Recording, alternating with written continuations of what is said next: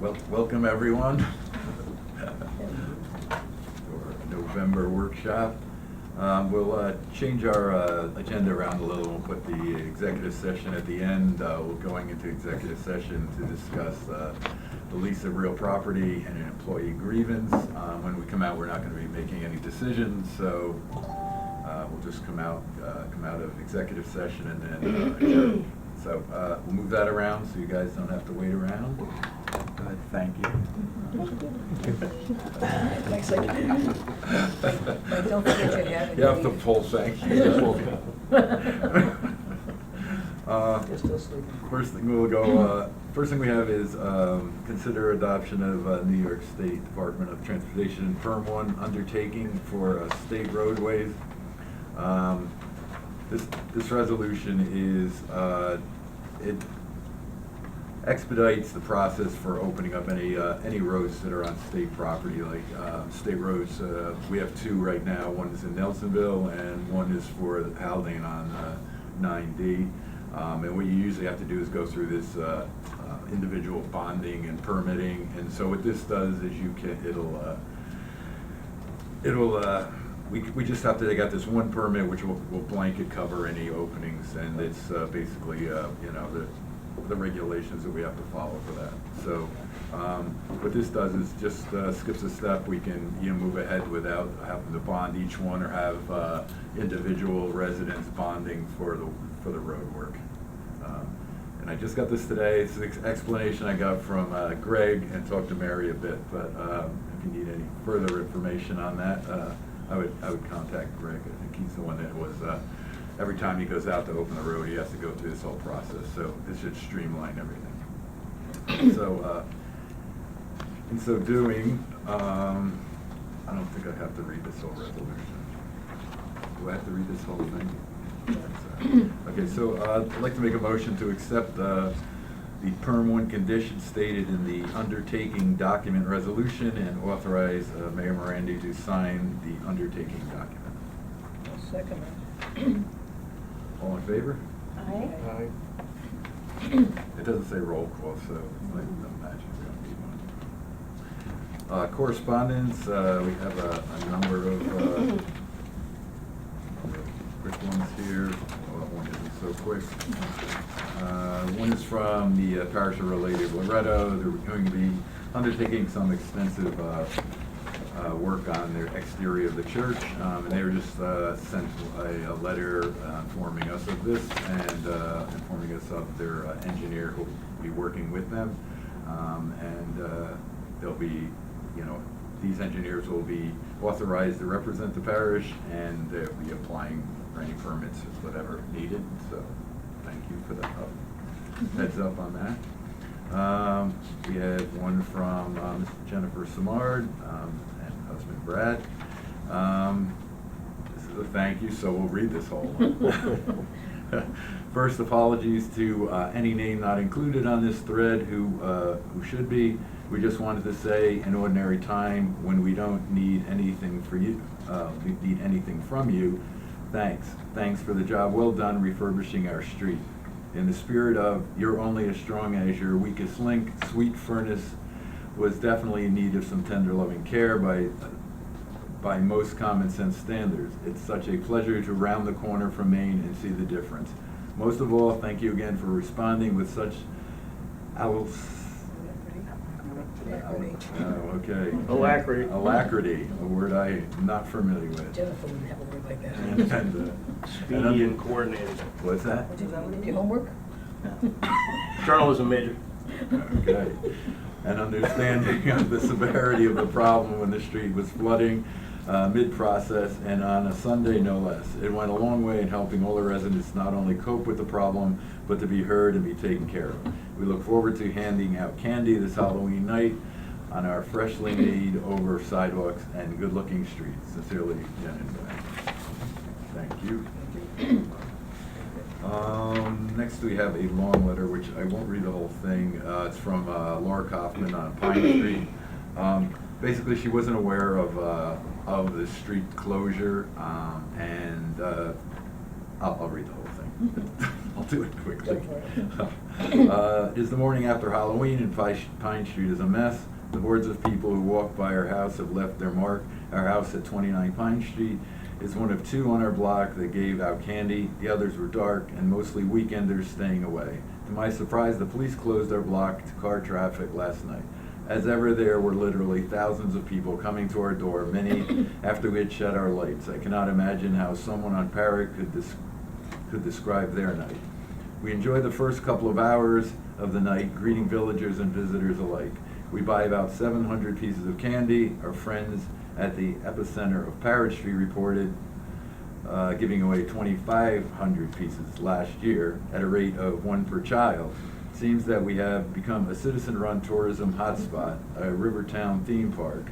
I am happy that we are safe, charming place to trick or treat, but last night was not fun and today's cleanup will not be either.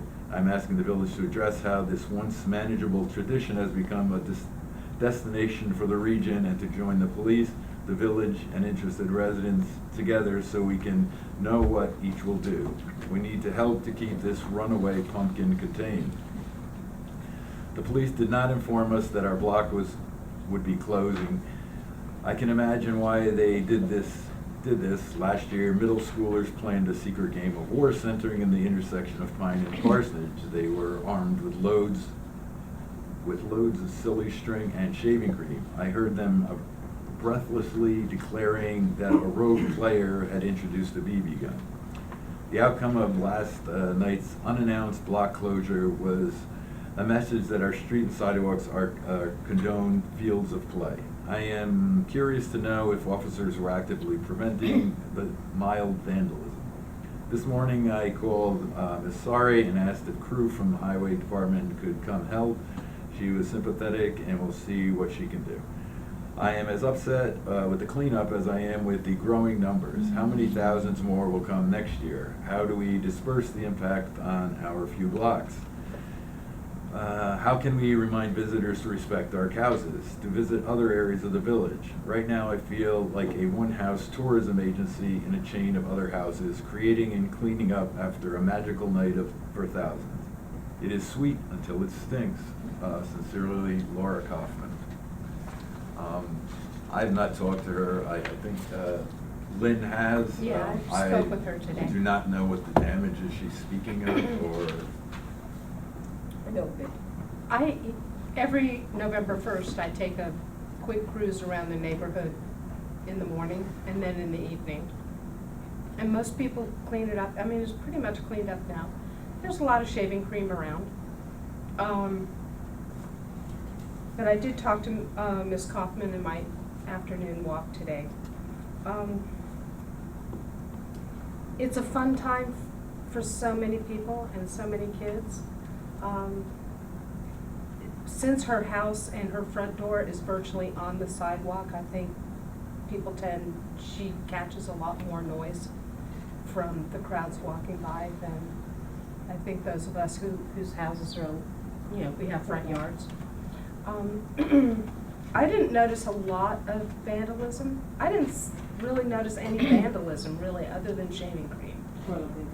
Toilet paper and silly string. First rain and it's gone. However, the thing that really does concern me is, and that I would like us to be a little bit more proactive with regarding Halloween on Paris Street, I would like the police to let us know what their plans are, and for us to somehow or other communicate this information to the people who live in the Parrot Street neighborhood, Bank Street, Pine Street, Parrot, Parsonage, and Paulding. We're the ones that get most of the crowds and have to deal with most of the impacts.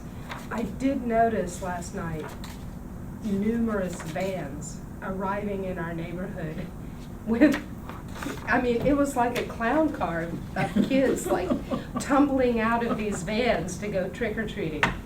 I know they're not all from Cold Spring. I don't mind it.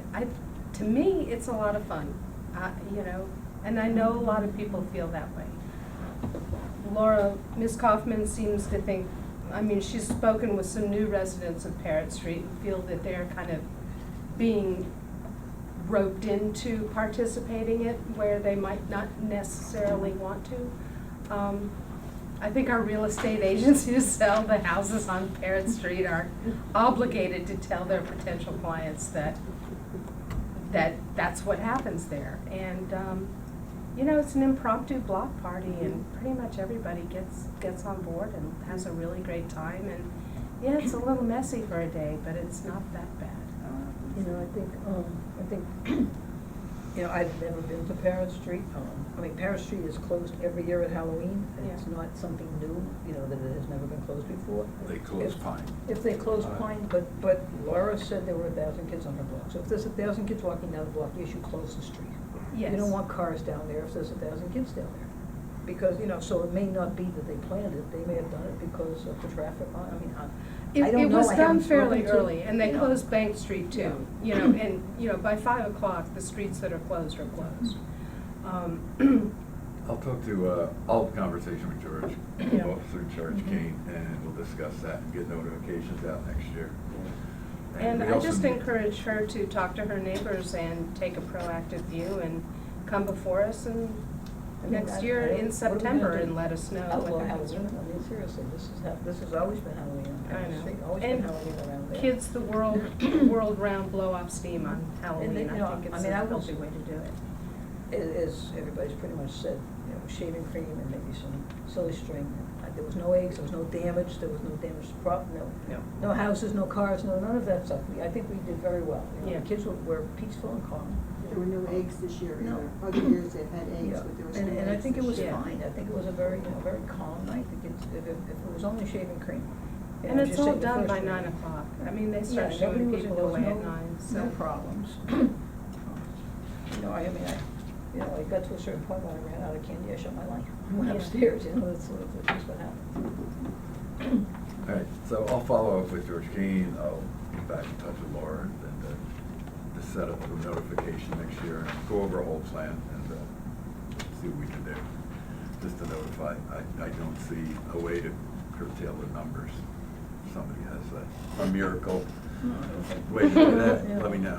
I think it's harmless. I mean, Well, and I'd also like to hear from people on Parrott Street if or who else feels the same way. It's out of control or whatever. Well, So- you know, I encouraged her to bring people to the meeting here and talk to us about it, so. Okay. Thank you. Let's see. We have one more correspondence, which actually goes to number 5, which is the Highland Current's request. So I'll just put that in correspondence to take care of that. Let's see, from Mike Turton. Highland Current has acquired a number of metal newspaper boxes and want to place one down by the Chamber Information Booth. PC&R and Examiner both have a box there already. I believe they are village property. Do we need to ask the village board in writing or permission to put our box there, or can we just do it? I talked to Mike and thought we should run it through the board and get approval. I don't know how the other ones were done. Mary wasn't sure. I guess they've been there for so long. So anyway, I'd like to make a motion to allow Highland Current to also put their metal box for newspapers at the foot of Main by the Visitor Center. One second. Discussion? All in favor? Aye. Where are they sitting now? I can't picture them. On Depot, Kind of towards the. Oh, okay, right. yeah, right where the bike rack is, I think it's just past the bike rack, so. I never noticed. That's it for correspondence. Have, double check.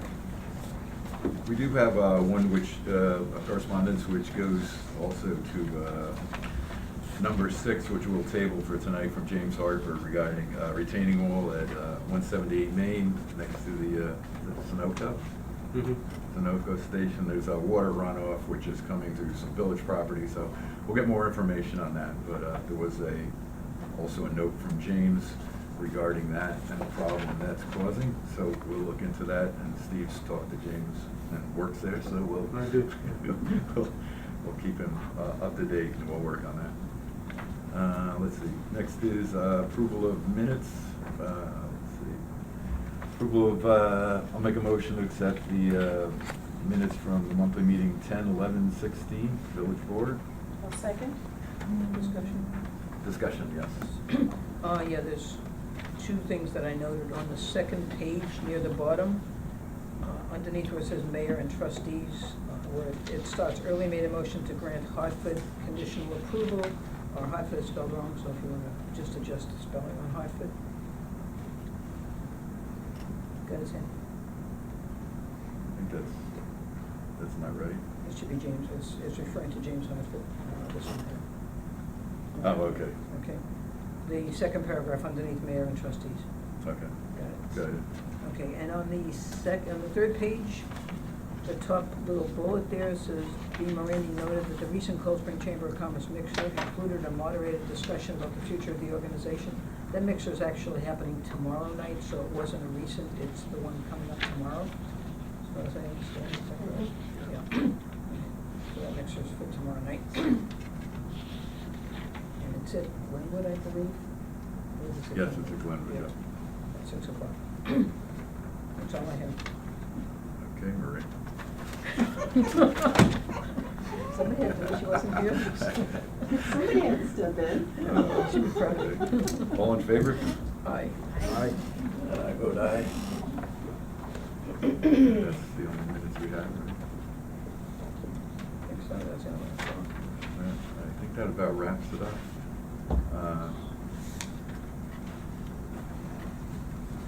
I think, yeah, I was actually on vacation and wasn't around, but I understand we had some rescues and some fun, and one of our, our volunteers was hit by a car. I have talked to Steve Smith, I want to follow up with him on it, and I think we need to put some pressure on, or whatever we can do to have the towns and the village, or the town, Fishkill, Beacon, whoever, to do something about parking on the roads. I think that's one thing that we should address, should have been addressed. They can control that, and I think we should actually, you know, write a letter, resolution, whatever, to the other towns, and also talk to Scenic Hudson or Open Space, whoever's doing the fjord. There's a meeting coming up which I'll attend and bring it up. But I think something should be done. I don't think we should be waiting for the fjord trail to be completed. Parking's gonna keep going on there, and it's dangerous, and it's a miracle no one's been killed so far. I think everyone can agree to that.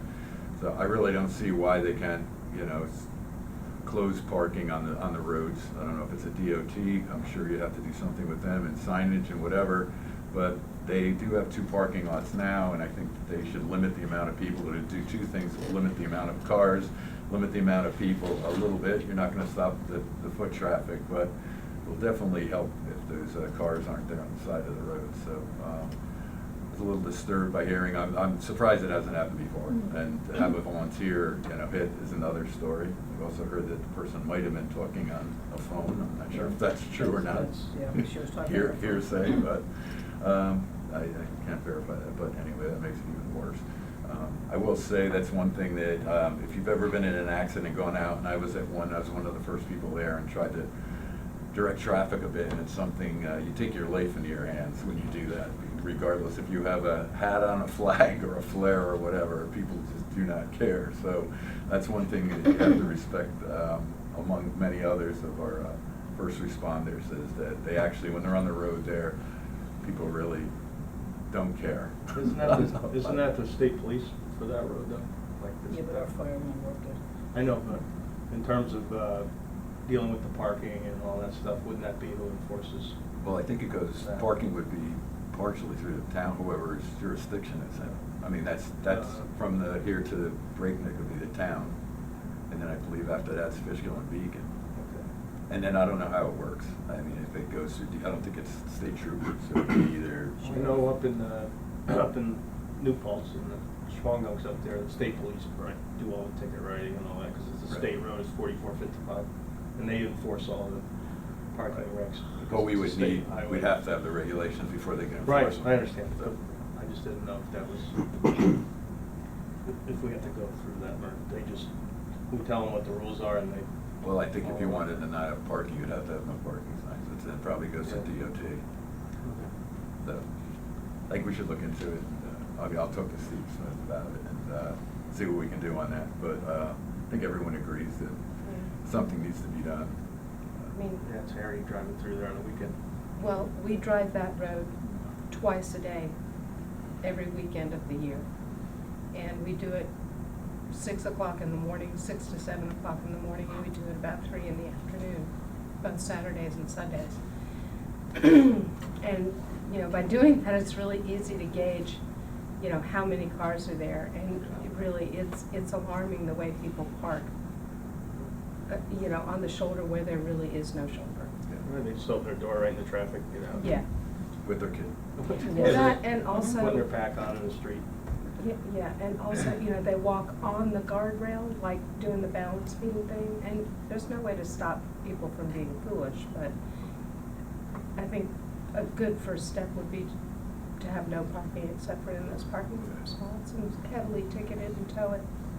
Well, and hopefully they'll have that one done. I think they're working on that one right now, right? Yeah.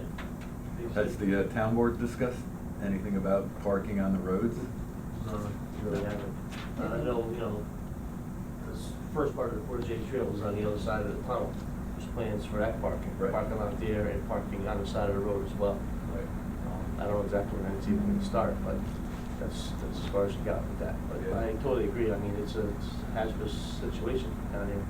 And even on, you know, sometimes during the week, it's not as bad, but it's pretty bad. Like a holiday, you know, a holiday someday or a Monday. pretty bad. It seems like, I think, like you said, and as I remember it, they were leaving parking on the side of the road, even, that was part of their plan, Yeah. on the other side of On the the other road, side. which to me doesn't make any sense. Well, they're gonna make a lot wider supposedly, have parking Yeah. there, so. But this parking lot here should be, I don't know how fast it's gonna be done. When I talked to the guy when he started, he needed 3 to 4 weeks to get his piece done.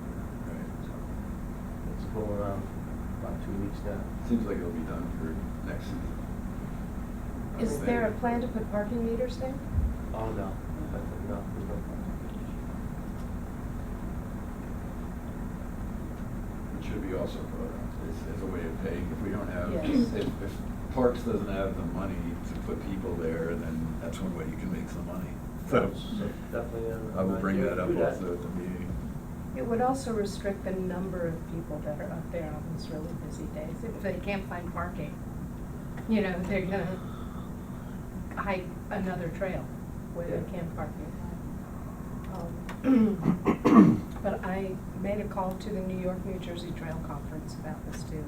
Spoke to a couple of people there, and due to, you know, normally they pull their trail stewards on Labor Day, but this year they actually had them extended through this past weekend. And it was one of their trail stewards that was first at the side of the gentleman who had a heart attack up on the trail, so. But they're as concerned about it, and they're losing funding, so we don't expect those trail stewards to see many of them next year. Okay. Maybe a letter to the state also, state parks, states, legislators. Okay, so just wanted to mention that, not that there's any answer to it yet, but hopefully, I think we should really start seriously, whatever we can do, we should try to do. That's my opinion.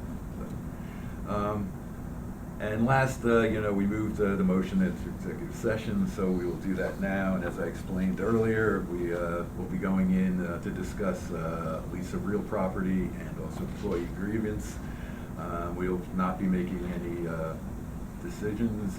Once we come out, we'll come out of executive session and then adjourn the meeting. So, I'd make a motion to go into, public comment? Just a quick question on the DOT undertaking form that you Right. approved. And you said whenever Greg opens the road, what do you mean by opens the road? Well, like, if he has to open the highway, like on in Nelsonville, the pavement, Oh, okay. of cutting into it to get to the Okay. water lines and repairs.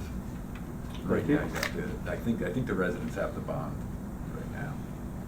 Yes. Doug Cunningham. Any comment on the Patty Villanova court case? Patty, any comment on it? Yeah. Thank you. Is that a comment?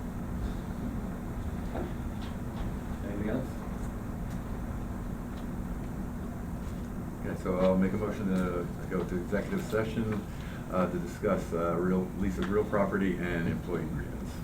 Second that? All in favor? Aye. Aye.